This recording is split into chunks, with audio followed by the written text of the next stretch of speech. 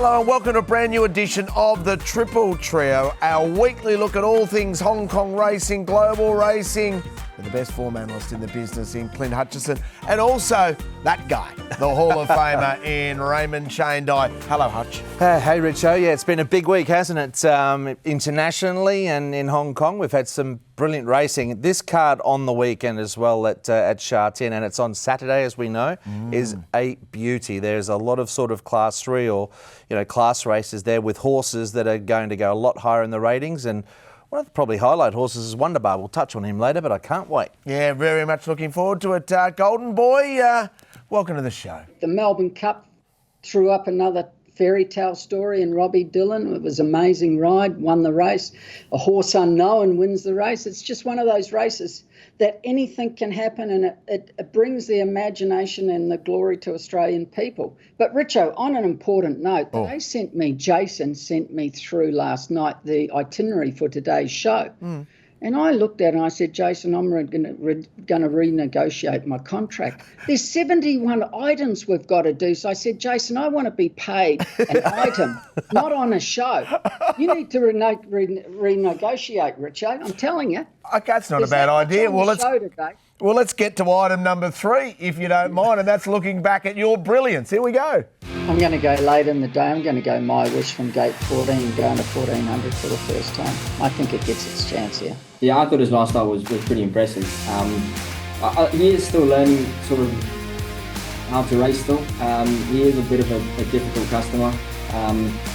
He can get a bit hot and bothered, but when he puts it together, I think he'll be okay. My Wish, the leader. He's a length clear over Sky Trust. And then came Stella Swift and also Prestige Always. The leader is still My Wish. He's in front. You can thank Luke Ferraris for a masterful catch out of the gates. He lets him go. He doesn't run.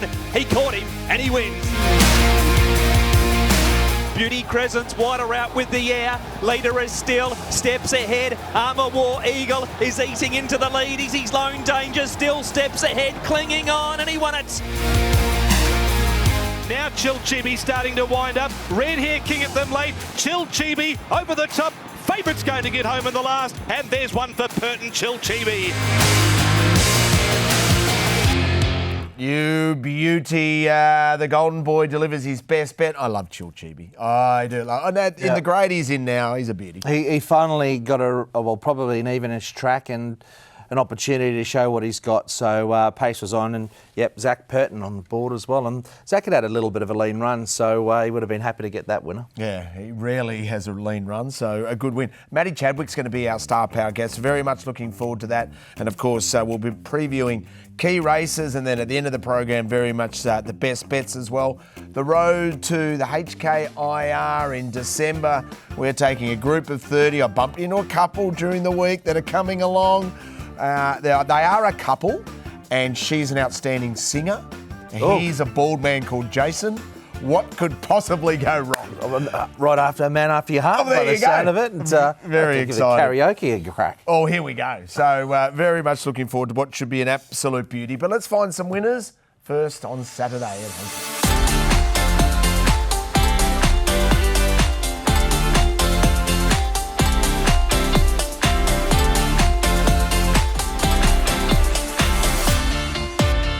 So Sha Tin on Saturday is our race meeting, and Hutch, let's start with race number 6. Who do you like?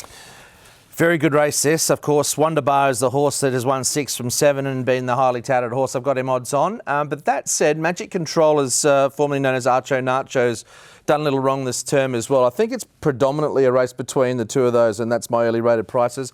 WizKid loves the straight. He's racing well. He's down in class. And Tomodachi Kokoro is another one to consider. Look, Shane, Wonderbar, I think back to 1000s, if anything, probably really suitable for him. He's very fast, he takes a position, and he can offset that inside draw pretty quickly. Yeah, he's been impressive. Well, he's not overly impressive, but he just does what he has to do and he keeps winning. He has raced up the straight both times, Clint, and won. His first couple of starts, but he hasn't run time up the straight. They were both very slow times, but I wouldn't be worried too much about that. I'm the same as you. I think those numbers pick themselves, which of course is 3615. 5, exactly the same. Now, the second horse that we're tipping, Magic Control, he has run time up the straight. His last two runs, he's run 55s. So, he's going to be up there out of trouble, and he will give a sight. Yeah, well, here is a look at WizKid, who matched up against, of course, Magic Control. And he has run time, but he's been on quick tracks. And, of course, I think in terms of how those performances rated, there actually probably hasn't been much between what Magic Control and naturally Wonder Bar have done. But both exciting sprinters. And, of course, that was Beauty Waves taking that race out. But it's a good race. I mean, a couple of those horses, Richo will probably see rise through the ranks. They're on the sort of heels of the better sprinters of Hong Kong in terms of their ratings, and you'd expect them to take that next step. Real specialist trip, isn't it, 1,000 metres though, as opposed to the 12? It is a specialist trip, very much so. We see that a lot here, don't we? And particularly in Hong Kong when you got that 1,000 metres. But all that said, well, Wonder Bar's been over it twice. He's won twice, and Magic Controls, we know from here, he had a win in a second. So they both love it, as does WizKid. And Tomodachi, not so sure. He surprised me, Tomodachi Kokoro, but he's really going very well. Yeah, I don't mind him normally around Happy Valley. Yeah, Happy Valley. Richo, the thing about that race, there's one thing that stands out. There's no light-weighted horses. Normally in these type of races, you have the heavyweights and you get 2 or 3 down the bottom on the 115 to 119 that go well. That's not there. So you're just looking at what you think has the ability. It's got nothing to do with weights, this race. So Dancing Code at 119 and I give it 117, not given much of a chance then. So we get to race number 7. Who do you like? Yeah, another interesting race for a number of reasons, but this is the horse that will probably attract a lot of attention. I think I'll be a bigger price with him perhaps than what the market will be, because he started at $1.50 at his last start, Packing Hermod, and this is a good race. Young Champion had blood in the track here last start. He can improve. Ruby Lot beat Bottom Up Together earlier this season, and there's a little swing in the weights in favour of Bottom Up Together, and it doesn't end there. This is quite an interesting race. But Packing Hermod, of course, Zach can't ride at the weight, Shane, but he's another nice progressive horse. He's been very impressive. He goes to the 1,400 metres for the first time, which you would think would only benefit him, because he just takes too long to get there from out of the gates. Zach has to use him. So now he can take his time to get there. He's going to be very, very hard to beat. He'll go forward. There's a lot of pace in this race. You've got Jumberg Bagner, Better Up Together. You've got a few of them there. Superb Boy will go forward, and there's more. So he'll put himself in a nice posse. I've actually got Sunlight Power on top. It is the A+3 track, and they normally come down the middle. He'll sit back. He was ridden a little bit close, but not the jockey's fault last time. He's changed jockeys. He hangs in bad. He'll have the stick in his right hand for sure.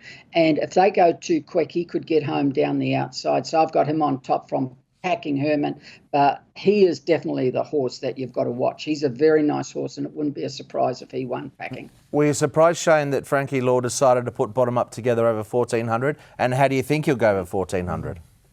Well, I'd like to see him get a lovely soft lead, but I don't know whether it won't happen here. It won't happen, I don't think, and that's the thing. Now, he's got an awkward gate, 10. I'd prefer him to draw 14. 10's just a little bit awkwardly, but the good thing about that is that if you have a look at the horses outside of him, they normally go back a bit. So he's going to clear them. He's going to be in front and no pressure on the outside. But I think he might just about get it, but I'm not sure here, Young Champion, you're correct. He's a nice horse. His form last season was very good. He had excuses. He's got gate 14. This was impressive last start. Got a very good ride from Yui, green and white. And this never goes bad, Clint. Yeah, one of 4 last start winners. He drops 10 kilos on this run, and the race rated really pretty well too. And the horse that finished second there came out and ran a game second, of course, to Shane's great tip, My Wish. There's nothing wrong with that form, and he gets a very soft run, green and white. That's what I'm saying about how deep this race is. And look, Bottom Up Together on this occasion, the weight plus the fact he was first up might have been enough. He travelled beautifully. He was a bit vulnerable late. But the late effort from Ruby Lot, who's proven over 1,400 and produced the best final 400, I think, at that meeting as well, that was exceptional. So there is a weight swing in favour. That's what I'm saying about this race. It's a bit of a puzzle. It's going to be a very strong form reference. It usually is the Panasonic Cup. But I'll just be interested to see what the market does, because like I said, I don't think as short as packing Hermod. He's 3 from 3 and he's got a great chance, but it's a tricky draw for mine. And I think there's a lot of others in there that, are capable with the right run.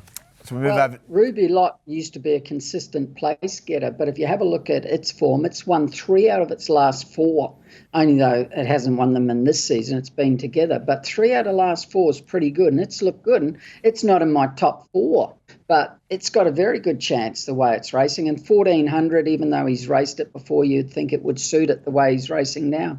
Yeah, okay. A lot of different opinions and form references in race number 7. What about race number 10? Can we go to the end? Can we finish in style? Traditionally such a tough race. Well, you know what made our SID file, which is our sweet Yes. in defeat file, was Voyage Samurai following that effort when he worked very hard and was vulnerable late. Now, the horse that's gone well recently in his races is Solo, and he's had a good trial since. Pray for Mer won the race that Voyage Samurai competed in, and Starmac was a little unlucky, and he's sort of knocking on the door. Shane, we highlighted this race some time ago. Now, Pray for Mer's been beaten since and been a bit disappointing. We will talk to Matt Chadwick about that horse, but this was a great run from Voyage Samurai, I thought, all things considered. Yeah, Voyage Samurai should have won this day. There's no doubt about that. He never goes bad. He always goes well.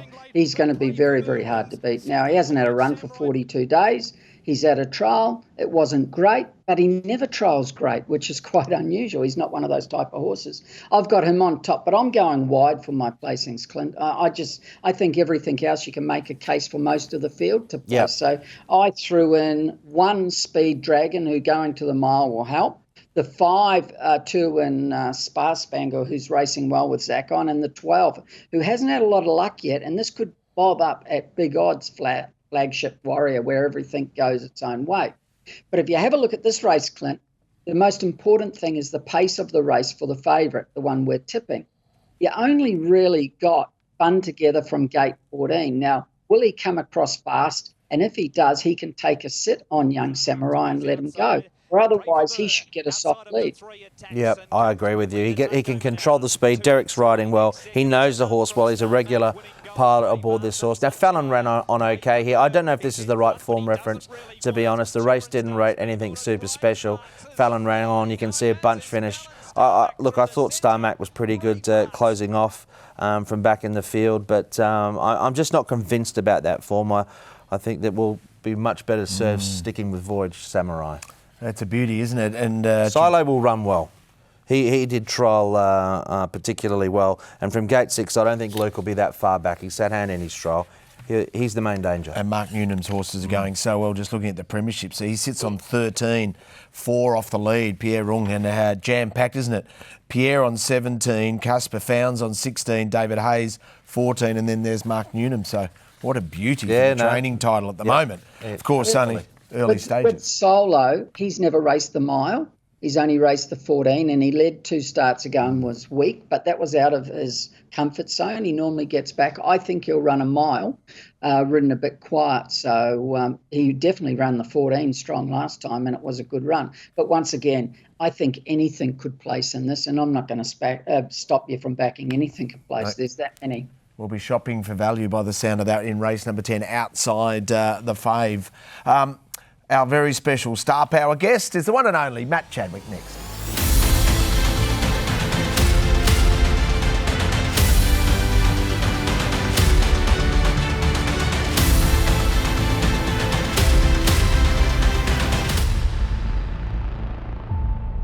But California Memory has beaten off dominant. Willie Cazales is rocketing home, but California Memory, he's getting tired, but he'll win his first race over 2,400. California Memory takes out the champions in Chater. Larceny Blanche is chiming in as well. 5G Patch, Larceny Blanche, unbelievable. The stablemates square off to fight it out. Larceny Blanche gets the upper hand in the Queen Mother Memorial, and Larceny Blanche has won.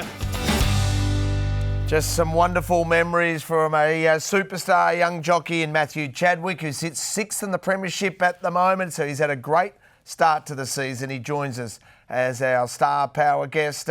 Matthew, as always a pleasure to chat to you. And what a good start to the season, mate. Well done. Thank you. Thanks for having me on. And it's been going pretty well. So hopefully I can keep rolling. Matthew, tell us about your body, mate. All the injuries are now to a side for you? Yeah, I've come back pretty well. I just took the off season just to rest up and spend time with the family and kids. And I've come back pretty well, physically wise and mentally wise. So just hopefully the winners can keep coming up, keep rolling along. On that note, Matthew, you got some good support from a lot of different stables now, and you can get some momentum going. But it seems like you've got, a good range of trainers that you've been riding for.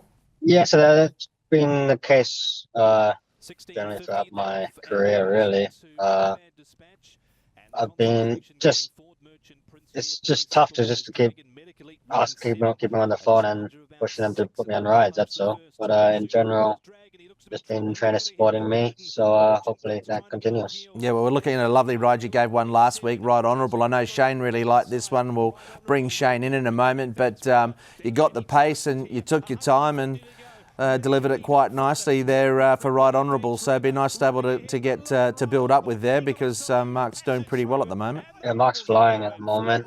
His horse is going really well. Right Honourable. He's just been improving basically his fitness and everything with every run he's had. So he's definitely not over. So we'll see. He's going to run again, I think, in a couple of weeks or so. So hopefully he can get a run to suit again. Shane, tell us about you've watched Matthew from afar and up close over many, many years. How have you seen his change in his technique and also how he's riding this season? Well, I think he's riding really well last season. I think 3 seasons ago he rode very well. Last season he was just okay, nothing great. But this season he's come back very well. What I always say about Matthew is I've got a lot of respect for Matthew, because I tell anyone if they ask me, I said, I'll tell you now, if you get a 1,000-metre race at Shardton, you can have Douglas White, Zach Purton, whoever you want, myself, I don't care, Frankie Dettori, Ryan Moore, put them all in. The 1,000-metre race when Matthew was 17, 18, 19, when he was a kid, when he started riding, and you put them on the same horse, same barrier, up the straight, Matthew will beat us and every other jockey every time. So why is that? When he was growing up as an apprentice and learning, I saw he had a gift that other jockeys don't have.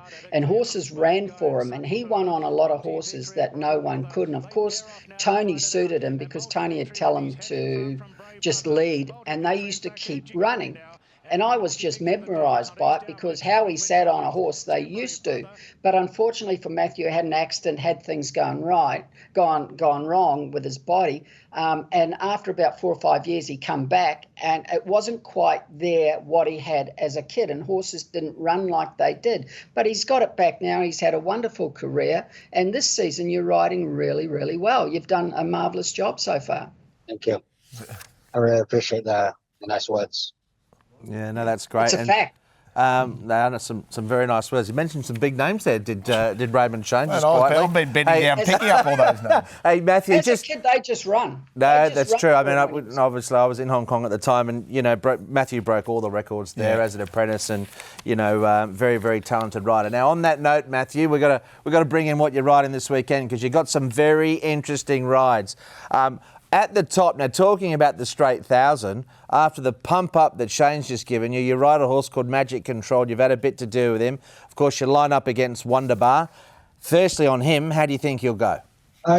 He's working really well. Coda's got him going really good. He came over to his yard quite uptight and quite sweaty, as you can see, his first run and his one afterwards. But he's been improving really well. He's acclimatizing better, and he's doing everything we've asked him to. So hopefully he can just continue on the upward trajectory. Do you think he can beat Wonderbar? Look, it's a funny race. It's 1,200.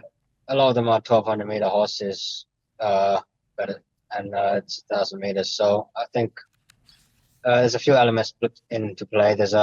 I think I hear there's a typhoon coming around us near Hong Kong, so the wind will play a part like it did the start before, and the pace of the race will play its part. And now the winter grass is sown and the track's not running as fast as it used to at the beginning of the season. So there's a few things to take into account. But as far as the horse is going, he's going really well. Wonderbar, he hasn't hit his peak. So I think there are pros and cons to it all. And as long as he puts his right foot forward, I think we'll see a good competition between them. Really nice horse. You mentioned distance there, and he's a specialist, so I take your point on board. But what about bottom up together up to 1,400 metres? I'm not sure about him personally. I wouldn't be surprised if he got it. I have a slight reservation. Mentally, I haven't sort of delved into it too much with Shane. But he was very brave here, of course, bottom up together. You drew well clear of the rest against Wonder Bar. How do you think bottom up together will go over 1,400 metres? I think he's got the right temperament to handle it. I had to grab him out the gates just to cross them all on my inside. And then Zach just made the point to make me cross him and use that bit more in order for me just to get him to relax and come underneath me again. So we just had to use a tad bit more than I would have liked to. But he stayed on really well. But I said he's got the right temperament to suit the 14. He should have the pedigree to see it out. And it's more the gate and what sort of pressure he gets early on again. And what about in race number 10, Matthew? What are the chances of Pray for Mer? He's a nice little horse. He's last race was a bit of a human error, I think. The pace wasn't going to suit us, way too slow. We were hoping someone would come across us and give us a bit of cover early. But that didn't eventuate, so it was just on the bridle a bit too much. And then it became more of a sit and sprint, which he couldn't really get work into. But we'll just have to wait and see what horses want to go forward. Boys Sunrise back in it, so hopefully he runs along a bit and get a nice cut into the race. Slightly aside from that, we saw a lot of the jocks come down from Hong Kong to ride during the carnival here in Australia. And is that something that you'd put your hand up for moving forward, to come down and ride in some of the features? We know you can ride pretty light. For sure, if I'm more than happy to come down. It'd be a great opportunity, and I wouldn't say no for sure. I can ride. I walk around about 51 and 51.5. Wow, quite easy. So I can. And that's being physically fit, so definitely put my hands up. We'll get Richo and Shane onto it, because these the guys are the promo guys, Matthew. These are the guys that can just wave your name around and make the case. That sounds a good idea. That'd be great. Just quickly, jockey challenge at the HKIR. You got your hand up. You'd love to get a spot there. Yeah, that's it. Well, there's a few in the running, I think. I'm just trying to keep on with my job and just rack the winners up. Just trying to overcome some of these tricky barriers that have been dealt with the last few meetings. So we can do that, and the horses get the right runs. If they put their hands up, well, I'll be on my way then. Yeah. Good luck with that. Good luck for a big day on Saturday. Drive safely, and thanks so much for your time. Thanks for having me, guys.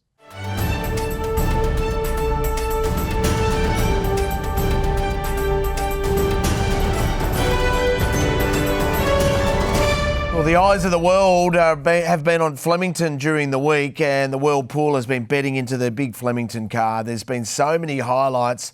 We start on the Saturday, and the Victoria Derby was an absolute beauty. Jamie Carr becomes only the second female rider in history to win the Derby, and I must give credit to our great mate, the Golden Boy, because, Shane, you gave us a really strong push about the South Australian form of this guy.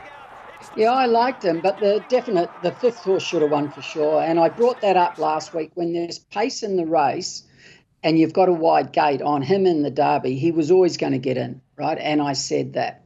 I said, you make your mind up, you go back or forward. But when there's no pace in a race, he would never have got in. So you got to say, no pace, I'll go back.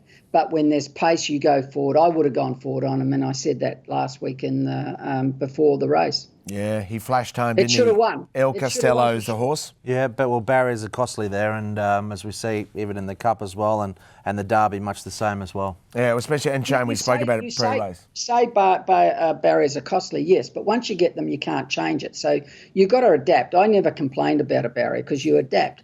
Now, Jamie, if you have a look at that race, Jamie and the favourite were together at the winning post, right? One decided to push forward, the other decided to go back, And going down the side at about the 1600, I reckon it was 15 lengths off Jamie, whereas 400 metres before they were together, and he gets beat 2 lengths. It was a big difference. Yeah, it was. It certainly was. Michael D was quite nice. He let her in too. She could have been posted. Come in, please, Michael. Blinker, blinker. Whirlpool, I mean, the turnover is just extraordinary. The success of the Whirlpool is absolutely fantastic. And 52 million Australian dollars and Hong Kong dollars, 268.3 on Derby Day. I think that might, Richo, of all the meetings I've covered since about July this year, in terms of the total hold, I think that might be the most. So it shows that they love the Aussie racing. Yeah, Breeders' Cup, of course, huge focus all around the world on the Breeders' Cup. So City of Troy, Shane went to the dirt, did not suit. Sierra Leone still wins anyway for Coolmore. Yeah, no, he didn't go on the dirt. You could tell that as soon as he went out of the straight, he was gone. He just wasn't travelling. This horse here probably should have won the Kentucky Derby, if you remember. Yeah. Richo. He ran in bad when he was going to win, and if he didn't, he wins. So he's been a very good horse for the last year, even though he's been right there. But he had a tendency to lay in quite bad, and it looks like they've corrected it. And it was no surprise him winning, I thought. Hard to beat the Americans on their surface. Oh yeah, and you got to be exceptionally good. I think Singspiel might have been one for Sir Michael Stout. Yeah, it's not. It's a very tough ask. It is totally different gravy, isn't it? The Melbourne Cup in Australia is called the race that stops the nation. And look, around the world, can you believe this? Fourth, he wins a Winks Guineas Knight's Choice. He's around 100 to 1. Fourth in a Caloundra Cup, second in a Q22 in Queensland. That's how he qualified somehow to get into the race. Robbie Dolan, the singing jockey, and Knight's Choice defeats Warp Speed in a battling finish. Yeah, back on better ground. And they came out of the Caulfield Cup. They were beaten a mile, weren't they? But it proves a great form reference once again, even though the margins were incredible. 15th in the Caulfield Cup. Yes, exactly. It was a great ride and a great moment. I have someone I trust and respect immensely, and I rang them after the race. I said, "What did you have that at?" He said, 100 to 1 was the wrong price. It should have been 600. Yeah. He said, the only way you can find that is a lucky number. I've got to tell you a quick story. The only way you can find that is by lucky numbers. That's it. Yeah. So I go out after the race, and I have a bloke who works for me, and he said, "Shane, I've had a huge day." I said, "What happened?" He said, "I won 5,000 on the Cup." He's only a kid. I said, 5,000? He said, "Yeah." So I stuck the $50 on the biggest outsider in the Melbourne Cup. I won 5,000. He was wrapped. So there's one. So then I go into the club, and the girl I see's in there with her best friend. She goes, "Shane, I've won on the Cup." I said, "What?" She said, "I've won $1,000. I said, "How'd you do that?" She said, "I had $10 a win on the winner." I said, "How'd you find that?" She said, 11 is my birthday and it's my lucky number. So I just stuck $10 a win on number 11 and I've got $1,000 back. I said, "I give up." Yeah, it's too good. That kind of race. So, hey, that said, of course, on the tote it only paid 60. So maybe it was some of the really well backed. Apparently, maybe one of the bigger players sort of shortened it in on the tote, had it marked a bit shorter. Well, we were at the call of the card, and 300 to 1 was offered because 200 to 1 was offered. There was no bet, so then I encouraged the bookie to offer 300 to 1, and someone had 1,000 on it. Yeah, no. Ouch. Hey, well, what a great race. Brilliant. And what a great moment as well for Robbie Dolan. So look, you want to see a great ride, and it was certainly that. And the Japanese were so close again. So close. Yeah. Just a quick thing on that, Richo. Yeah. Sorry for interrupting. No worries. The Cox Plate, the Golden Slipper, and the Everest, they're the three biggest races outside the Melbourne Cup. Right? Now, superstar jockeys normally win them, superstar trainers, well-bred horses or whatever, or people with a lot of money to buy horses. The Melbourne Cup's just not like that. It's different. Yeah. You know? It's just a fairy tale, the Melbourne Cup. Look at Michelle Payne riding that horse when she gave it the best ride of all time and it won. You could run that race 100 times and it wouldn't win again, just that one time. And that's the Melbourne Cup. It's a special moment and it's amazing. Yeah, I agree. Well said, Shane. And I think what also, and part of it is, over the 2 miles, we do have a lot of unknowns, don't we? Correct. And, so much can go wrong, and it's just got something special about it, the race, and there's usually a very good story, and there was again this year. An unusual story on the previous Saturday was the Golden Eagle meeting at Rose Hill. And this ride by Kieran Fallon storming up the inside. And in the result, so Lake Forest wins in Tony Bloom's colours, if you don't mind. It's a $10 million race. I think it's Australia's richest race, really, when you look. There's no slot holders involved.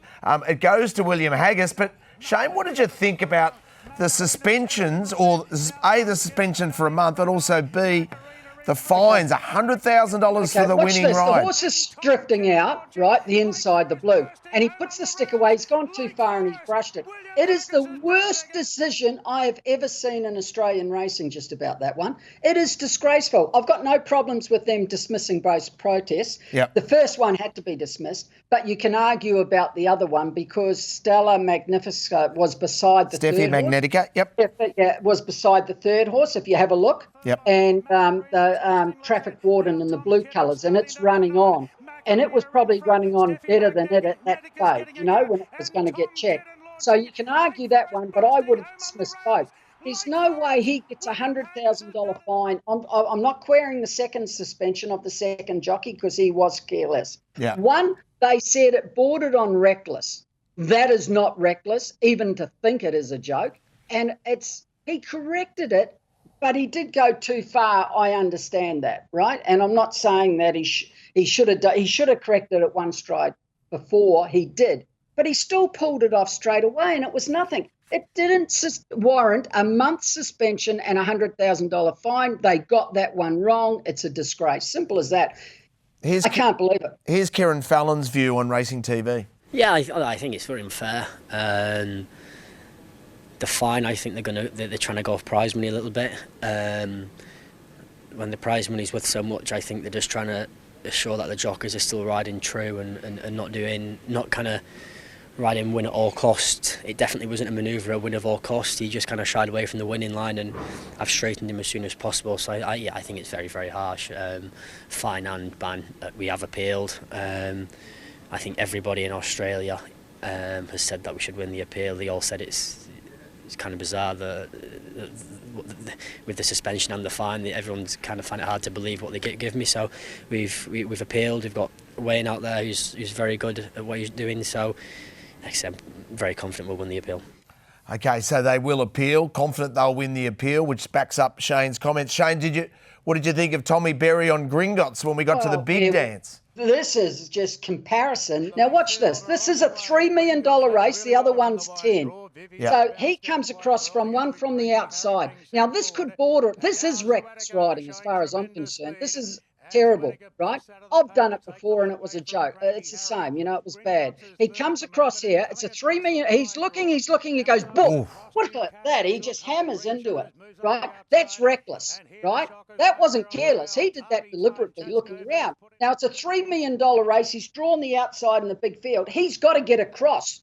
So that manoeuvre, what he did, won him the race, whereas the other jockeys, his manoeuvre, the horse was laying out a little bit and he corrected it, didn't win him the race because it was going to win anyway if he stopped the stride before the post, and no one was in danger there. The jockey on the orange horse was really in trouble. He got a careless riding charge, which should have been reckless, and he got a $10,000 fine. Now, how do you compare the two? One's a $10 million race, one's a $3 million race. Yeah.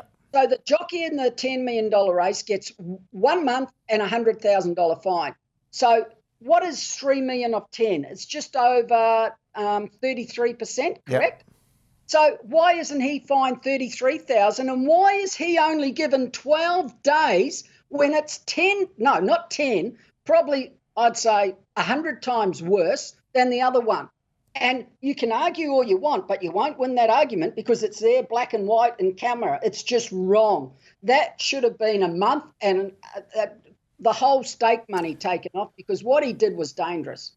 It is on appeal. Look, I got to say, with regard to Kieran Fallon Juniors, the horse shifted out very late. It didn't impede the result. Totally agree. For me, it's a reprimand. We see it often in racing, particularly when it's not even a suspension. It was a speed wobble that he corrected as soon as it hit. It was pretty much, he shifted out abruptly on the winning post. Yeah. But I think you've got to take his evidence as well that it might have done it at the winning post, and he corrected pretty quickly. And I think in the race, the runner-ups continue to shift and probably worse the more fine. But all will be revealed. They've appealed and we'll see what happens. But Shane seems pretty heated about this. Yeah. Clint, but what do you think about that last one off Tommy Berry compared to the other one? Yeah, well, I mean, look, it could have been ugly. It could have been, yeah. He once again, he maneuvered in very quickly. I haven't sort of dived into it too much, Shane, but yeah, I mean, I would have thought. I think actually what he got in terms of his charge is about right. I just think the other race is not correct. Way too much. Yeah. So you think? But I'm just comparing them. How one's not fair. I think that's a valid point, Shane. Absolutely. I mean, for me, Kieran Fallon Jr. is more so, an abrupt shift late, didn't impede the result. And I think 100,000. Like I said, I don't even think it's a suspension. So Tommy's is fair, and then the other one's way too high. And in saying that, the second jockey, I've got no qualms about that. Yes. Because he can tell us you rode out. He checked that horse. It wasn't reckless. It was just careless. But I've got no qualms on the percentage of the riding fee, 30,000 a month. I'm not worried about that one. They got that one more or less right, but they got the other one wrong. Antonio Arani, we're talking about there. From the whirlpool point of view, you've got to change accents again. We're moving around the world. You get your Geoman, if you don't mind, because we're off to Van Baden Day at Munich in Germany. And there's Group 1 racing there, including a 2,400 metre classic. Yeah, we look forward to it. It's usually a pretty good form reference, the Grosser von Bayern, over that mile and a half, Group 1 contest. And, you get some good leading horses from around Europe that are looking for that Group 1 for their page. So no doubt this year will be no exception. Don't have to go too far back from an Australian point of view. Gold Trip came through very similar races to this. 150 to go, Sunline's a length in front. In Prawn lives, they come to the line. Sunline, the mare of the world, wins it. All roads to HKIR as we build up towards that great week of racing in December. Now, the Breeders' Cup turf, once again, an opportunity for Rebel Romance to show its elite skills on display. And the big question's going to be, can he continue on racing around the world and winning? Will he come back to Hong Kong and confirm for the Vase? Geez, what a war horse he is. He has been in every race this year. Yep. Shane, he's a remarkable horse. He's got tactical speed. The second horse goes good too. Yeah, but I mean, just getting back to the winner, like he's travelling all around the world, and he's been very, very consistent at the highest level, and it was a fantastic performance. I hope he does go back. Are both those going to Hong Kong, the first and the second placing, Richo? Yeah, well, that's what we're waiting for. We're waiting for confirmation about both, but Rebel Romance in particular. Waiting for confirmation. You would think it would happen. It looks obvious, but it's just he's had a long, arduous year. So he's like you. He likes getting on a plane. I love getting on a plane. Yeah. Doesn't like being at home, Shane, too much, Rich. Thank you very much. Loves to jump on a plane. I hope Liberty Island likes to get on a plane because the Hong Kong Cup would be magnificent for Liberty Island to be there.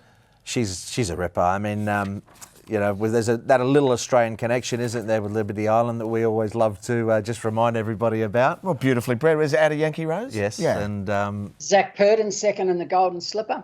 Yeah, there you go. Yeah. 100%. Zach always said if he could have used the stick, it would have won because you weren't allowed to hit them at the 400 only so many times. Right. Well, talking about jockeys, the International Jockey Championship on the Wednesday at Happy Valley. It's always one of my absolute favourite parts of the entire week. Sir Vincent Ho's locked in. Zach will be there defending the title. Rachel King, after winning one of the legs last year, represents Australia in brackets. She is English. Ryan Moore is there. Holly Doyle, another English. William Buick riding. Mikhail Barzalona is always so popular. The Irishman in Colin Keane. Yuga Kawada. James McDonald representing New Zealand. And now we wait. Yeah, we do wait. Usually I think the highest ranked local jockey and then the next sort of in line as well. So, yeah, it's going to be interesting to see who can get that spot. Might be Matthew Chadwick. That'll be Huey Bowman. He'll get a gig. Well, you'd think Huey would get a gig. How good is it when there's only 2 spots left? What a lineup, Shane.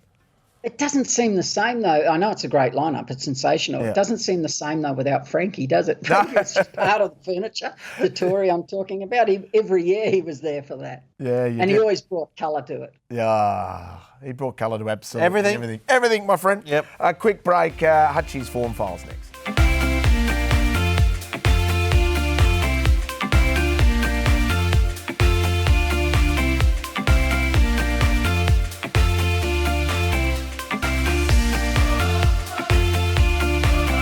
blow the dust off the form files of the Hutchbuster and looking forward. Let's start with top-rated performance of the week. Yeah, and there was a pretty good rating performance as well from last week. Gee, it was an interesting race to watch this. Now, there was a distinct pattern at Sha Tin back on the weekend, as was the case with last year at this meeting, with the rail in the position it was, up and in was a good spot. He just got a beautiful run here, Shane, didn't he, in Seward? He sort of... I think John Size mentioned it post-race. They broke into 2 divisions. He had the perfect run on the back of that front division. And, he was very good. I don't think there were too many excuses for the beaten brigade, but he had the pattern on side and he won very stylishly. Well, going into the Derby, he was one of the favourites in the Derby. He's got very good 2,000 metre form. You can forget the back markers in this, like Karma. They had an excuse the way the race was run, and those back markers can go better next up. But he always races well, Cass, that horse. Clint, that horse. Yeah, and Seward, I've got him often rating around about the same. So, he did a good job. But Massive Sovereign, who we liked that day, I wouldn't give up on him. Yeah, it didn't turn out for him. I know they were disappointed, and they might be switching plans in the short term. I wouldn't give up on him. I think it wasn't a bad run, actually. Yeah. And Karma for the same It wasn't a bad reasons. run, but it wasn't the run we were expecting. I think it was a lot better than it looked. Yeah, correct. But it didn't look good. Didn't look good, no, it didn't. So, okay, be forgiving, Massive Sovereign. Who was a sectional star? Giving me some very complicated questions all of a sudden. I'm just saying forgiving you were of Massive Sovereign. Yeah, Maybe I'm not very as forgiving as you are. No, you're not. Sectional star? Yes, well, there were some pretty slick times, and this was a good performance from a debutant from the Casper Founds yard in the Storm. He really rattled home. Look, he didn't do any early work, so he's going to run on well. But Shane, this one caught the eye. He absolutely launched late once again with the pattern the way it was. Glory Elite picked it up from about the 600. Great ride on the front runner, but the Storm was a real eye catcher. He got home good. But once again, I keep saying, if you ride these type of horses quiet and save their energy, they can get home. And they go faster than you realise because they've got so much energy. But his run was good. He probably could have run a bit closer with a bit more room there the last 50 metres. So he's definitely a horse to follow, Clint. Who jumps in the Sweet in Defeat file? Yeah, we've got a few. I wasn't laden with them, but I like the Storm. Huge wave with the pattern against. He covered a lot of extra ground. His last 2 runs, look, it's not Alexi's fault, but he hasn't drawn well, but he hasn't had a lot of favours. Let's just put it that way. And Lucky 8, we were on him on Wednesday. Look, I want to show this because he's a bit unfortunate the way it transpired. He jumps well and he goes to be forward and going positive. The horse underneath him, Lucky Archangel, there sort of sits in no man's land a bit. So at this point, he's got a decision to make. Can he press forward or come back? He comes back, but then, of course, I think it was Lucky Archangel continues to sort of not press on, and he ends up in the rear, quarter of the field, and just that 2 pairs back further than he needed to be. I think if under a different set of circumstances, this is the run of a horse that could have actually sat 3 wide, no cover. The eventual winner's in the 1-1. It was a fair track on Wednesday, but he was just that 2 to 3 pairs further back, Lucky 8. He waits, Jerry. He likes to ride those patiently, but the race just gets away from him, and he absolutely launches late. He was well back late. I think he was about 20s into 10s, and like I said, we were on. But Shane, there wasn't much he could do early because it was just, and that's Happy Valley. What you can have certain tactics in mind or whatever it may be, but if other riders don't carry out things accordingly, well, you can be in a very tricky spot very quickly. Definitely, it's not easy, especially CC +3. That's why the percentage of winners and place getters from outside gates are no good. It's so hard.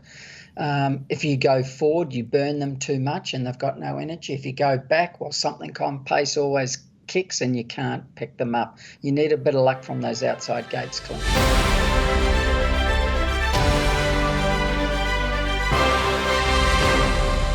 Idol time for Billy Idol. Of course, one of the 7 nicknames that the Golden Boy Shane. That's when you know you've made it. That's when you You've know. got about 6, 7, 8 nicknames. That's the feedback he gave to James McDonald and said, mate, you might have 100 Group 1s, you've got no nicknames.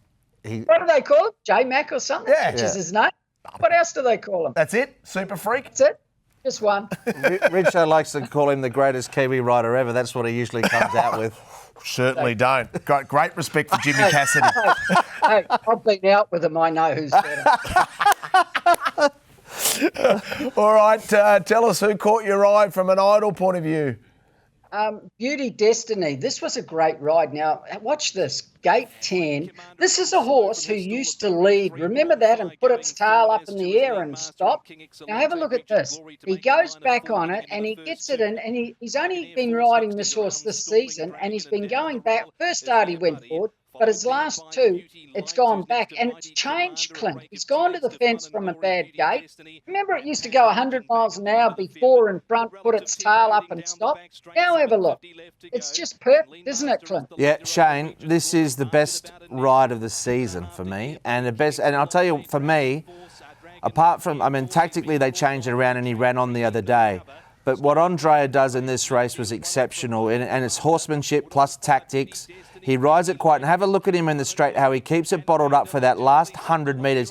He even angles it behind Zach, who's on the odds-on favourite, Storming Dragon here, and he doesn't expose him too early, Shane. He waits until now, and then pulls him off the heels. Well, that's again once me saying you've got to follow the right horse. He would have known Zach was the horse to beat, an odds-on. And then he just pulls him out when you said, Clint, and he puts about 3 around him, and he gets his tail in the end, but not as bad. He's changed that horse, that jockey, so he deserves all the marks in the world. Great ride. The horse is racing a lot better, isn't he, Clint? Yeah, he's going. I couldn't believe they could do it because he was running on fear almost prior and, stopping very quickly. But Shane, I think you're spot on there with Andrea. That's a fantastic piece of horsemanship, and tactically they got it spot on. Yeah. I'll tell you what else. Andrea, go and have a look at his ride in the Melbourne Cup. This time it had a good gate 4, but geez, he gave it the perfect ride. Did he? I wished it would have won for him because his Caulfield Cup ride was amazing, and he just gave it the perfect ride in the Melbourne Cup. He produced it at the clock tower. It looked as though it was going to win. He would have thought it was going to win, but of course it didn't run the 2 miles out, and that's evident on video. Yeah. Luke Ferraris on My Wish. I've got to. There's the boys. There's all the. They all rode well. There was winners galore amongst them, doubles and a couple of triples. Vincent Ho rode 3. There's the list. Zach's in front, 17.5. He's had a quiet week. He only rode the 1 winner, but did nothing wrong. But I've got to give someone up here, boys. Yeah. I've got to give Luke Ferraris up. What happened? He tried to bribe me. What happened? He texted me after the races saying, Shane, that ride deserves 5 points. I said, what? Wow. He said, My Wish, have a look at how I hung on to it out of the gates. That's no true. one could have hung on to it. It was amazing. So we're going to get the video. Look at that. And you think the horse is gone, but he's got hold of it. I don't know how he held on to it. You could do that 100 times, and that's the only time you would hold on to it. So here we go. The horse goes up. That's not Luke's fault. He goes. He's off it. But for some reason, and you don't get the full script of it, he's hung on to it. Normally that horse is gone. Now, if he's gone, that horse is bolting around the track, and the horse doesn't run, so he can't win. Now, this is a ride that Felix Kutsi should show all the apprentices in Hong Kong. This is perfect.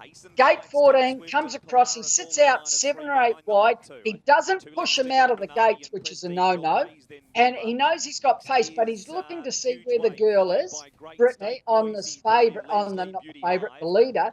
And once he realised she's going to lead, he comes across to be one off the fence. That is a perfect ride. He never panicked out of the gates. So he did 2 good things. He saved the horse from bolting, which I don't know how he did, but he hung on to it. And he got across without wasting any energy. And that is why he ran the 1,400 metres out. Very good ride, Luke. Yeah, and you know what? Well done, Shane, and well tipped as well. You were very keen on that, and you are absolutely flying. But Lukey Ferraris, if you don't mind, how doesn't he give him 5 or 10 points for that? Well, he only gave him 2 votes. A bit harsh, Luke raises a good point. I mean, that's a 5-voter if I've ever seen. Come on, mate. The overall package. Shane, come on. It's a fair case. I tell you what, I wanted to give Andrea about 10 points for the Melbourne and Caulfield Cup. His rides in both races were just outstanding. Like, they weren't 10s. They were both 20 out of 10s, if there's such a thing. They were perfect. Honestly, I've watched all the Melbourne Cup, all the Caulfield Cup. He was faultless. Absolutely faultless, and didn't win either, and didn't place in either. Yeah, well, where it goes sometimes. Caulfield Cup, best losing ride since RS Dion Viandercross. Hang on. That was not called for. That was not called for. That's it, boys. Hey, and I haven't even given my best bet. We'll go to a break. We'll try to convince him to come back.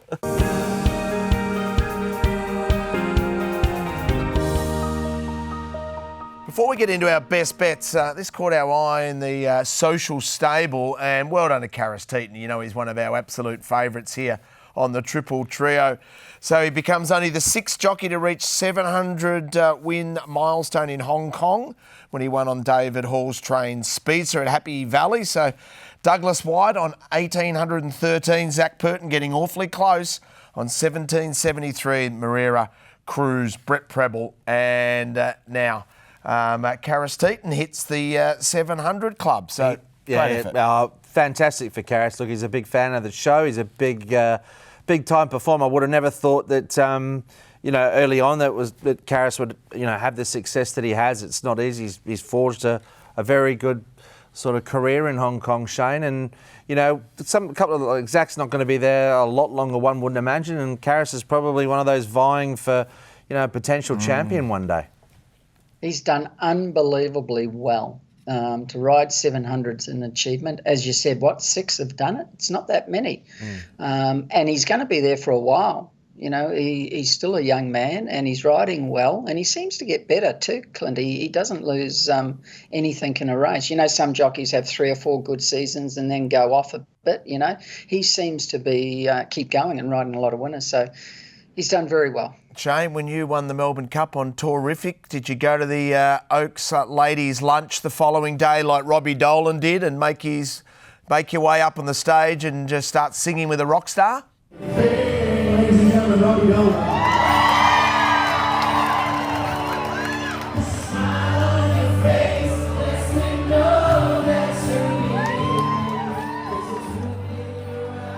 Of course, you've got to be able to sing. Yeah, really. Mate, Richo, I was about to say, lucky it wasn't me winning it this year. I would make a complete fool of myself. Wasn't it great though? I mean, immediately after the Cup, Robbie Dolan mentions that he'd love to meet Ronan Keating, and they've made it happen. And what a great moment for the ladies at the Crown Lunch. So it's fantastic. Do you know the best thing about this with that kid, Robbie? He's got a career as a musician too. Yeah. That is going to make him so much money. Forget what he got from winning the Melbourne Cup. So right? true. That's irrelevant. He is now set for life. It is going to, you say events happen, they change your life. People say, oh, yeah, maybe, maybe not. I'm 100% sure winning that race, doing what he did, is going to change his life for the better and big time financially. It's just going to be mind-boggling what he can charge and get now. It's going to be brilliant. And he deserves, you know what? Great. He's a great bloke too, so he deserves every little bit that comes his way. We need to get best bets. We do.